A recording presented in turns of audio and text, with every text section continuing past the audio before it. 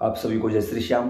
कैसे आप उम्मीद करते सब अच्छे होंगे। प्रेमियों, आज की वीडियो में बात करेंगे कि जो व्यक्ति हमारे ऊपर या किसी के ऊपर कोई तांत्रिक क्रिया करता है, गंदी शक्ति छोड़ता है, तो उसको क्या मिलता है, उसके साथ क्या होता है। उसने तो हमें बर्बाद करने के लिए सोच लिया है या कोई शक्ति छोड़ दी है, अब उसके साथ भगवान क्या करेंगे या उसको क्या सजा मिलती है।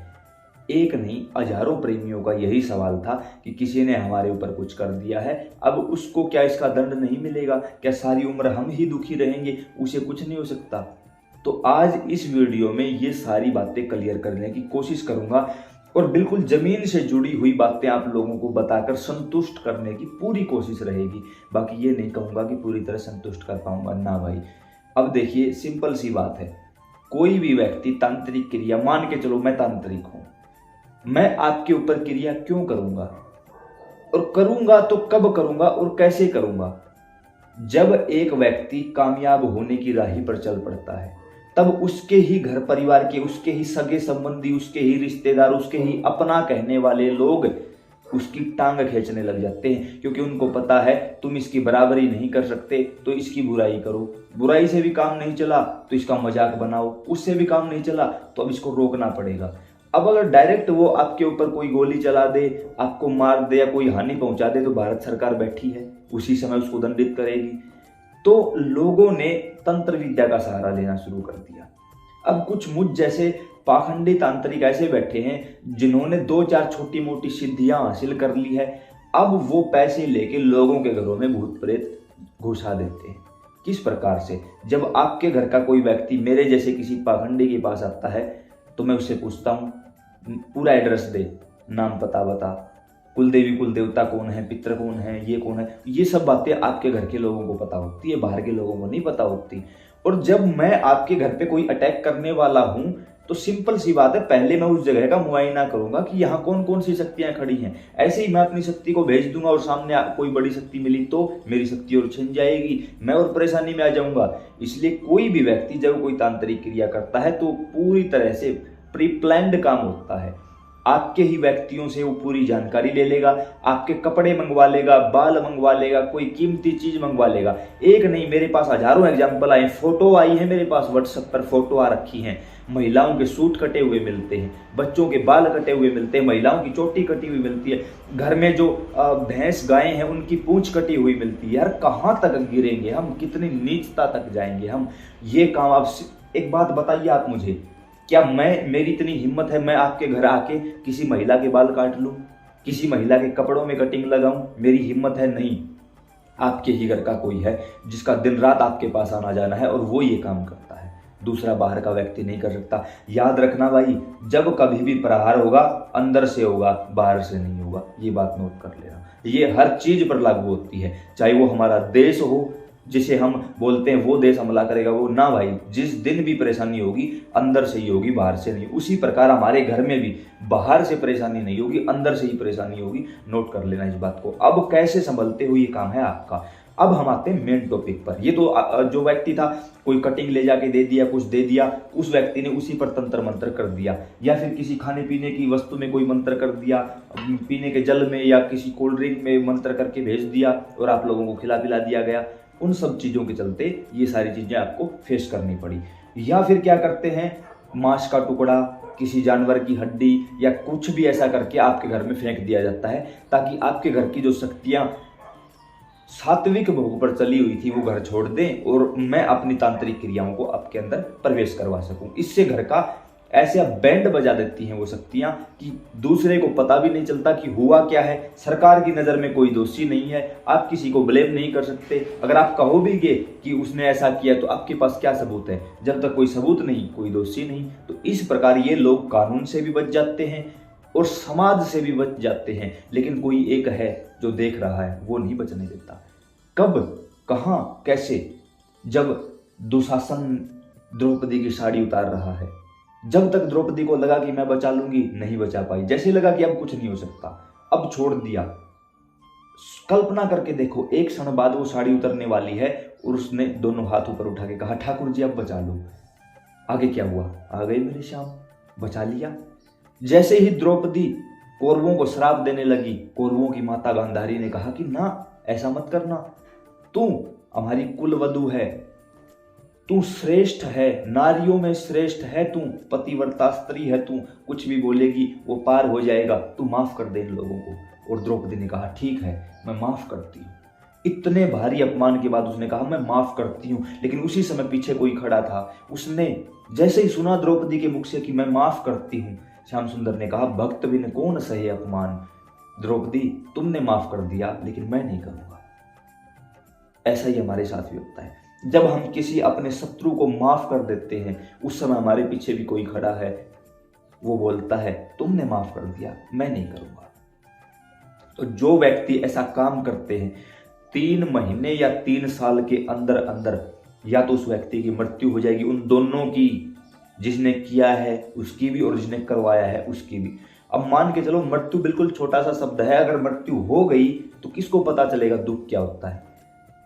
अब मान के चलो कोई आपके घर का मेरे पास आया, मैं तांत्रिक हूं, मैंने आपके ऊपर कोई गंदी शक्ति छोड़ के आपका घर बर्बाद कर दिया, तो सबसे पहले तो जो आपके घर का व्यक्ति आया था उसके घर का सर्वनाश निश्चित है, उसकी आगे की पीढ़ियां नहीं चलेगी, उसका वंश नहीं चलेगा किसी भी प्रकार से, चाहे कुछ भी करना पड़े उसका रिजल्ट उसकी आने वाली पीढ़ियों को भोगना पड़ता है। दूसरी बात, मैं यहाँ बैठा बैठा ये सब कुछ कर रहा हूँ तो सबसे पहले तो मेरी मृत्यु नहीं होगी, मृत्यु हो भी गई तो मेरी मुक्ति नहीं होगी, हर प्रकार से मुझे प्रताड़ित किया जाएगा। मेरी अपनी ही शक्तियां, जिन शक्तियों के बलबूते पर मैंने किसी के घर में कोई नेगेटिविटी भेजी थी, वो ही शक्तियां मुझे परेशान करेंगी आके, वो ही शक्तियों की कितने समय के लिए भेजा जा सकता है किसी भी शक्ति को, 2 महीने 4 महीने 10 महीने 2 साल 3 साल, 3 साल से ज्यादा किसी के घर में कोई शक्ति नहीं टिक सकती। आपको लगता होगा कि हम तो पिछले 10 साल से परेशान हैं, अरे बाहर की शक्तियां और आ जाती हैं भाई, क्योंकि स्टाफ को इन्वाइट कर लेता है। इसी प्रकार जब एक चीज के लिए रास्ता खोल दिया जाता है तो उसी घर के जितने भूत प्रेत आते हैं वो घर आ जाते हैं, और बाहर की शक्ति ज्यादा समय नहीं टिक सकती, घर की शक्तियां ज्यादा समय टिक सकती है क्योंकि वो आपके घर की शक्तियां हैं।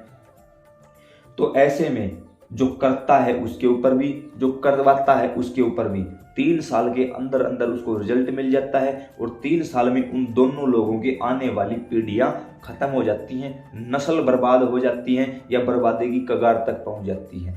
आप लोग इस चीज को प्रैक्टिकल तौर पे देख सकते हो कि जिन लोगों ने कुछ ऐसा कभी करवाया होता है, किया होता है, हमारे ग्रामीण माहौल में जो भी पुरुष या महिलाएं रात को टोने टोटके करती फिरते हैं, उनका हाल आपने देखा होगा। क्या है आज उनके पास? कुछ भी नहीं है। इज्जत, दौलत, शोहरत, मान, मर्यादा सब कुछ तो मिट्टी में मिला हुआ। खुद मैंने अपनी आंखों से देखा है भाई, खुद अपनी, और ऐसे ऐसे घिनौने दृश्य देखे हैं, बस क्या ही बताऊं आप लोगों को, मेरे पास बताने के लिए कोई शब्द ही नहीं है।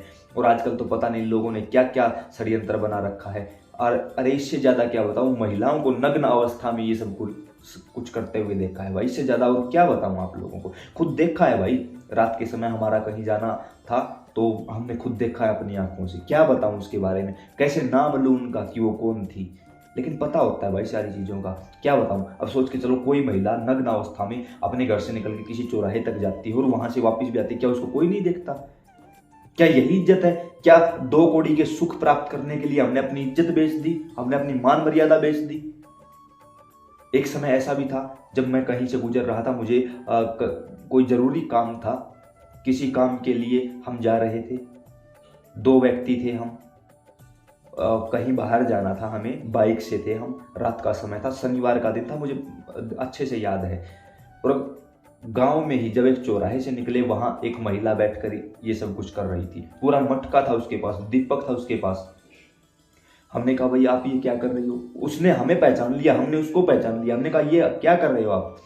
बोली नहीं वो महिला, इशारा कर दिया बस, और आंखें निकाल के बड़ी बड़ी। हमने कहा भाई निकलने में ही फायदा है, पता नहीं कल को क्या दोष लगाती फिरेगी, तो चुपके से वहां से निकल लिए। तो भाई इन सब चीजों से कुछ होने जाने वाला नहीं है। अगर आपको 2-2 कौड़ी की ये कुछ पैसा आ जाए, घर में शांति हो जाए, अरे एक बात सोच के देखो यार, शांति कैसे मिलती है? भगवान के नाम से, दूसरी कोई चीज नहीं जो आपको शांति दे सकती हो। अगर ये तुच्छ टोने टोटके अगर आपको कामयाबी दे दें, शांति दे दें, पुत्र प्राप्ति करवा दें, तो फिर ये क्यों बैठे हैं? इनका क्या काम है? तो कोई भी प्रेमी ऐसा काम गलती से भी ना करे, भूल से भी ना करे। एक होता है टोना टोटका करना कोई भी, एक होता है किसी चीज का भोग देना, इनमें फर्क है। जैसे माता मदानन है, शीतला है, चौगानन है, इनका चौराहे पर भोग दिया जाता है, यानी माता का श्रृंगार रखा जाता है। विशेषकर ग्रामीण माहौल में मंगलवार शनिवार को इनका श्रृंगार रखा है, वो भोग देना होता, वो गलत नहीं होता। देखो हमने ऐसा नहीं किया है, ये मत सोचना कि हम ऐसा करते हैं या करवाते हैं तो बोल रहे ना ना, नहीं, हम तो डायरेक्ट गुड़गांव पहुंच जाते हैं, वहीं माता रानी का जो करना होता है वहां कर देते हैं, बाकी अन्य धामों पर पहुंच जाते हैं, वहां जो करना होता है वो कर देते हैं। फिर भी आप इन चीज़ों से बचो, इनसे आपको कुछ भी हासिल नहीं होता, बल्कि उस चौक चौराहे पर पहले से जो नेगेटिविटी होती है वो और आपके साथ चल के आपके घर आ जाती है, क्योंकि आपने वहाँ एक सही तरीके से नहीं, गलत तरीके से वहाँ भोग दिया है एक प्रकार की शमशानी शक्ति को। और फिर वो आप छुटकारा पाने गए थे एक शक्ति से, 10 शक्तियाँ आपके पास बोनस के रूप में वापिस आ गई हैं, तो भाई नुकसान आपका ही होगा। फिर बोलोगे भगत के बस की बात नहीं थी, कुछ भी नहीं था, झूठा था। अरे वो झूठा नहीं था, उसने तो सही बात बताई थी, लेकिन आपने गलत तरीके से किया। लेकिन जो भी आपको बताया इस टोने टोटके के बारे में वो मत करना, उससे बोलो आपसे हो सकता है वो तो कर दो, नहीं हो सकता वो मना कर दो, बस सिंपल सी यही बात है। आगे तो भाई अब ज़्यादा क्या बोलूँ, अब ये भक्त लोग मुझसे नाराज़ हुए फिरते हैं। मेरे पास कई भक्तों के फ़ोन आए, भाई हमारा धंधा चौपट करवा दिया। बहुत सारे और लोगों के फ़ोन आए, भाई हमारा धंधा वाट लगा दी, ऐसी तैसी करके रख दिया, अब हम क्या करें। वो लोग नाराज़ हैं भाई मुझसे, और वो लोग चैनल के ऊपर रिपोर्ट मारते हैं। और एक आप लोग हो, वीडियो देखते हो, फ्री ऑफ कॉस्ट वीडियो मिलती है, एक भी पैसा आप लोगों से नहीं लेता। फ़ोन पर भी जब भी समय मिलता है बात करता हूँ, उसके बावजूद ना तो कोई शेयर करते हो आप लोग, ना आप किसी प्रकार से अपना प्यार प्रेम बनाते हो आप लोग। अगर किसी वीडियो को 10 लाख लोगों ने देखा है तो मुश्किल से 1000-2000 आदमी सब्सक्राइब करते हैं। क्यों? पैसे लगते हैं भाई आपके, क्यों दोगे, क्यों करोगे सब्सक्राइब? पैसे लगते हैं ना। अरे कोई पैसा नहीं लगता भाई, कोई कुछ नहीं होता, और हमें भी पैसे नहीं मिलते सब्सक्राइबर के, ये मत सोचना कि पैसे मिलते ना। आपने जो वीडियो देखी, वीडियो के ऊपर ऐड चली, सिर्फ उस ऐड का पैसा मिलता है। आप सभी समझदार लोग हो, जानते पहचानते हो इन चीज़ों को। तो जब यहाँ आके हमें पैसा दे ही दिया है तो खुद अपना भी तो भला कर लो थोड़ा कुछ। रही बात आपसे मिलना है, भाई मैं कोई चौकी दरबार नहीं लगाता, मैं किसी की पूछा नहीं देता, मैं किसी से नहीं मिलता। मैं हाथ जोड़कर ये बात कह रहा हूँ, मैं किसी से नहीं मिलता भाई, कोई फायदा नहीं मुझसे मिलने का। अगर कोई गलती से आप लोग मिल भी जाते हो तो मैं वही बात बताऊंगा जो मैं वीडियो में बता रहा हूँ। उसके अलावा ये मत सोचना मैं अपने देवता को बुला के आपकी परेशानी बता दूंगा, ऐसा कुछ भी नहीं है भाई। जिस दिन ठाकुर जी दरबार का आदेश करेंगे या कुछ ऐसा होगा तो आप लोगों को बता दिया जाएगा। जय श्री श्याम, राधे राधे।